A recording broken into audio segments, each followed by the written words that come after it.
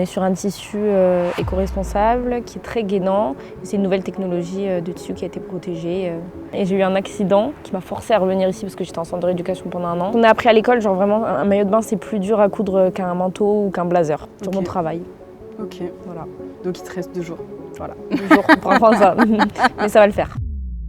Ça va être et podcast et vidéo. Le principe, en fait, c'est vraiment de parler aux entrepreneurs et entrepreneuses pour leur parcours entrepreneurial. Est-ce que tu veux bien te présenter pour commencer? Alors moi, je m'appelle Emma, j'ai 22 ans et je suis créatrice de ma marque de maillots de bain depuis 2 ans. Ok. Donc c'est tout récent et c'est des maillots de bain qui sont faits à la main dans une boutique atelier qui est à Ajaccio.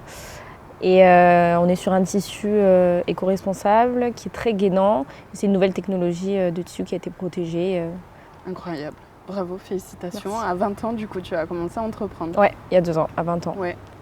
Bravo, Après, j'ai fait une école de mode et Ouais. après cette école, je suis sortie et j'ai de suite C'était quelle école de mode? le studio Perso à Paris. Ok, d'accord. Et tu es d'ici, donc tu as voulu revenir ici ou comment ça s'est fait? C'est un peu délicat. Genre, je suis partie faire mes études. De base, je suis née à Paris, etc. Je suis venue ici avec mes parents et je suis partie ensuite pour faire mes études pendant 3 ans. Et j'ai eu un accident qui m'a forcée à revenir ici parce que j'étais en centre de rééducation pendant 1 an. Ok, Et d'accord. c'est là que j'ai eu l'idée du coup de faire mes maillots de bain parce que j'avais vue sur mer. Genre, j'étais aux Moulines, j'étais Ah oui. vue sur mer. Donc c'est là que je me suis dit, je vais faire des maillots de bain, je vais faire ma passion.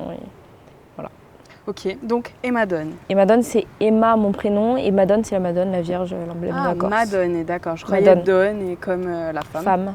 Ouais, c'est Madone. C'est pour ça que sur mon logo, je sais pas si vous allez le mettre, mais c'est Madone au milieu et il y a le E autour. D'accord, ok. Donc c'est vraiment pour mettre la Madone et après le E, Emma, mon prénom. Ok. Donc vous êtes venus à 2 à la résidence d'accélération, c'est ça? Ouais.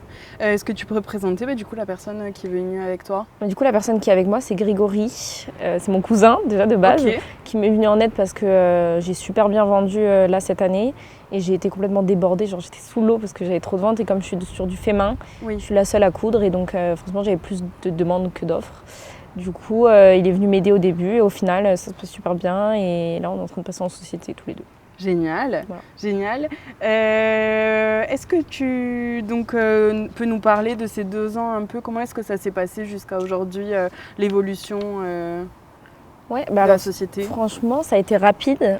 La première année, donc je suis sortie du centre de rééducation, j'ai été au Portugal parce que en gros j'ai été paralysée et j'avais les mains paralysées, le visage, etc. Et je voulais absolument créer ma marque de maillot de bain, mais je ne pouvais pas le faire moi-même. Donc du coup, je suis partie au Portugal voir un atelier de confection et qui était donc éthique. Il y avait genre 25 personnes et j'ai vu que c'était quand même, c'était pas des personnes passionnées. Donc c'est là que je me suis dit en fait je vais le faire moi-même. Donc je me suis rééduquée pour faire les maillots de bain moi-même. Donc j'ai acheté mon tissu au Portugal, je suis revenue ici. C'est un travail minutieux en plus pour Ouais, connaître super, un peu de couture. Ouais, Je ouais. n'imagine même pas en plus quand tu essaies de faire des maillots de bain, c'est des petites pièces, Ouais, le patron, c'est ça que tu fais. Ce qu'on a appris à l'école, genre vraiment un maillot de bain c'est plus dur à coudre qu'un manteau ou qu'un blazer. Genre parce que c'est vraiment près du corps, ça doit être au millimètre près pour que ça moule exactement le corps, que les coutures tombent bien bord à bord et puis c'est nickel, différents tissus. Je sais C'est pas ça, le tissu élastique, la résistance du tissu que tu utilises. Ça peut être peut-être un peu dur à. Ouais, à moi j'ai un tissu en plus particulier parce qu'on l'appelle nouvelle soie parce qu'il a un aspect très brillant. Ok. Et du coup c'est un peu comme de la soie, ça glisse, c'est très dur à coudre. Oui. Et après moi j'ai un tissu qui est gainant, qui résiste dans le temps, donc il est assez rigide. Je pense pas un tissu qui est trop mou, donc sur ça j'arrive à jouer facilement et à travailler le tissu facilement, quoi. Ok. Voilà. Donc du coup tu importes tes tissus en Corse. Ouais, Et là tu d'Italie. commences à. D'Italie? Ouais, d'Italie. Au début du coup j'étais au Portugal pour faire des tests la première année. Et quand j'ai vu qu'avec ces tissus-là, déjà j'ai bien vendu la première année, bon c'était qu'à mes connaissances, des copines de copines, mais que ça leur plaisait et qu'elles en voulaient plus, elles voulaient d'autres couleurs, c'est là que j'ai trouvé mon usine de fabrication de tissus. Et c'est là que je me suis vraiment, j'ai fait des recherches, j'ai regardé la demande du client. Donc c'était le gainant, les 1 pièce, les tailles hautes, des maillots de bain qui vraiment vont à toute morphologie. Et c'est là du coup j'ai commencé vraiment ma collection cette année, qui est vraiment plus sérieuse que l'année dernière du coup. Ok. Tu as combien de pièces là? Là j'ai 5 pièces. Ok. Donc c'est des 2 pièces et 1 pièce ou tu as que des 1 pièce? J'ai les deux. J'ai 3 2 pièces et 2 de 1 pièce. Du coup. Ok. Et du coup, résidence d'accélération cette année. Voilà.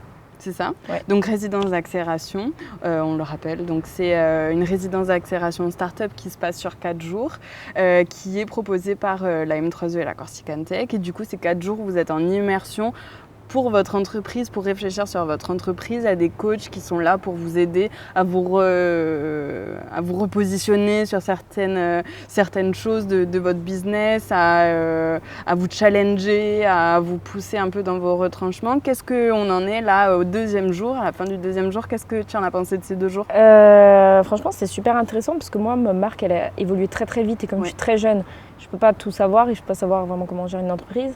Et je suis pas instable, mais je suis complètement dispersée. Donc franchement, ça m'a structurée. Déjà, on a vu des choses que je savais déjà, parce que j'avais déjà travaillé sur ça pour mes dossiers, etc.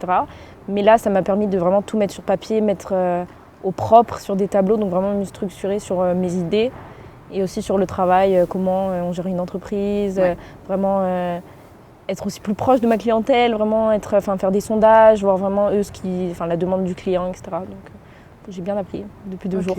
Ouais. Qu'est-ce que tu attends là du reste de cette résidence? Moi, j'attends vraiment...